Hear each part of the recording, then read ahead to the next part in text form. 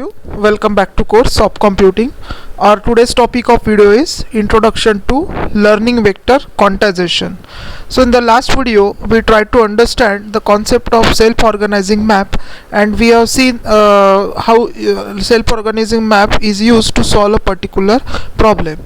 Now in the today's video we are going to discuss about learning vector quantization, which is another technique in this category. So let's start with learning vector quantization. So we need to understand what do you mean by learning vector quantization. So we can say that it's a type of artificial neural network which is inspired by biological models of neural system. That means we can say that it's one of the variation of artificial neural network. See, one thing is common among all these techniques is that their base is a artificial neural network. Artificial neural network forms a base for all these techniques that we are discussing.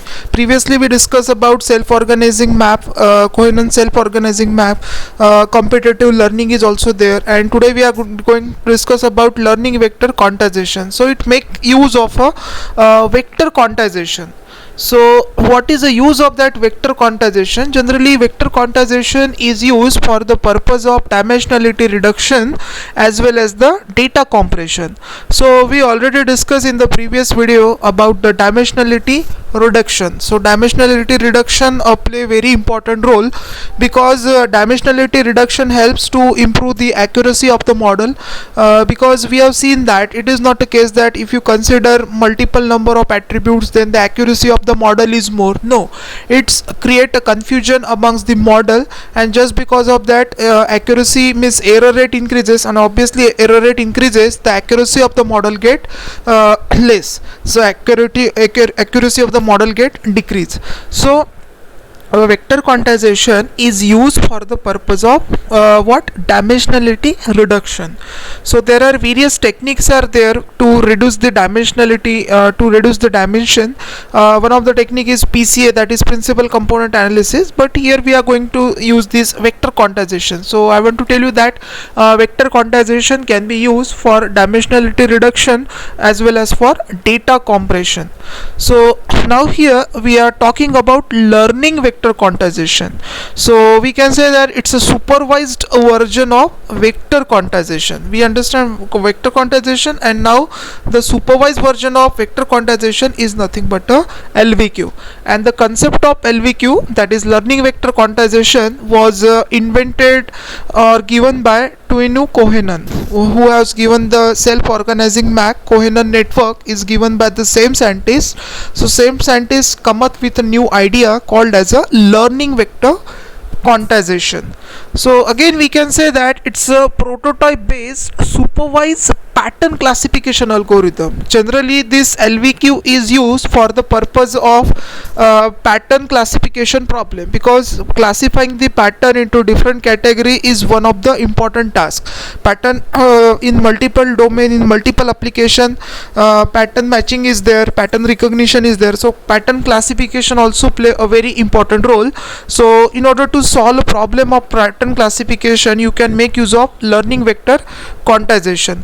So this LVQ is not only solve two class binary classification, but it also support multi-class classification problem. And the thing is that it is trained network based on the concept of competitive learning. So we already discussed about the concept of competitive learning. In case of competitive learning, the output node compete with each other in order to get activate for a specific input. I have already explained the concept of competitive learning in depth. I have given a simple example to illustrate the concept of competitive learning. I have just taken a simple example in the class that the students present in the class competing with each other to excel in the exam. In order to excel in the exam, or miss from one class there will be a one topper. In order to get topper the students are competing with each other, but during that competition the supervisor is there who is providing the same kind of input to all the student present in the class, but it's that student who is a topper who gets some miss who gets some hard, extra, what we can say, extra effort to excel as compared to other. He may use different resources, study hard, and he go beyond the topic which is taught by the teacher. He's not only depend upon the all the material and the concept that is being told by the teacher, but by his own, he is exploring the another thing, so through which we can say that the particular student is a topper. So learning vector quantization is also one of the technique that is based on the concept, or you can say based on the methodology of competitive learning that we have seen in case of a self-organizing map. Also in self-organizing map we have seen this structure. Similarly here you can see similarly here you can see the architecture of learning vector quantization. So here you can see that x0, x1, xn, these are the treated as an input vector, or you can say input, and whereas y0 and y1 is considered as a two output. So in LVQ there is no hidden layer, but we have input layer and the output layer, and this all the nodes present in the input layer is connected to output layer by means of fully connected layer. So here you can see that each node each input node is connected to all the output node, because here we have three input node and we have two output nodes. So all these three input node is connected with every output node in the network. So this is what a structure of a learning vector quantization. Then see the in detail structure of architecture of a learning vector quantization. So here again different representation of a architecture of LVQ. That is, here you can see input unit x1 and x2, these are the two input units where we have different values of weight, because it is being connected by means of fully connected network. x1 is connected to all the output node. Let's say in this case we have total 6 output node, because we have seen that LVQ is a concept which is not only used to solve a binary class classification, but multi-class classification is also possible, and we are saying that it's a prototype based supervised model classification problem. You can solve the classification problem. So here you can see x1, x2 input, and 1 to 6 these are the output. All these inputs are fully connected with this output, and for every edge we assign a particular weight, and that weight will represent the participation of input in that particular output.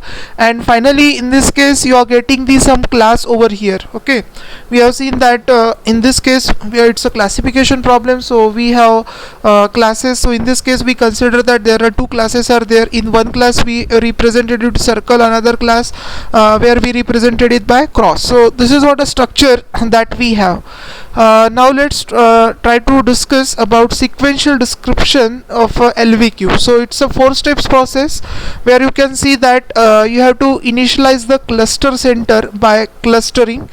Okay, in this case there are two classes are there, so two cluster we have formed, because input vector we are providing as an input vector. That input vector has to be decided in which particular class it belongs to.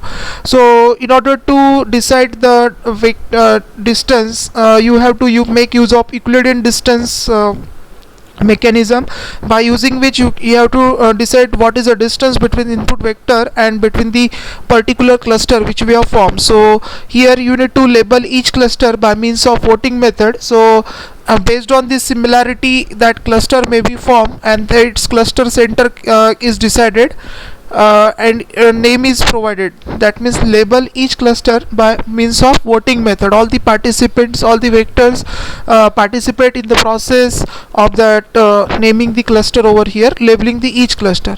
The next step is randomly select the input vector x and find the k such that x minus wk is minimum. So the thing is that you need to find the Euclidean distance, and we want that Euclidean distance is to be minimum. So whatever the input vector that is coming, that is being compared with the center of that cluster, and whatever the distance is minimum to that particular class input vector it belongs to. If x and wk belongs to same class, then update the wk. So this is what a sequential description of LVQ. There are more variation of LVQ is also there. LVQ1 means this is what a original learning vector quantization. So modification has been done, some advancement has been done. So similar to that there is a LVQ1, LVQ2 and LVQ3 is also there. So this is again derived from this original work of LVQ, that is learning vector quantization. So in short, you need to understand that learning vector quantization can be used for multi-class classification problem, where we need to provide the patterns and then we try to classify it in a particular class. So here class is important and your input vector is also important. So I hope you understand the concept of learning vector quantization. Thank you.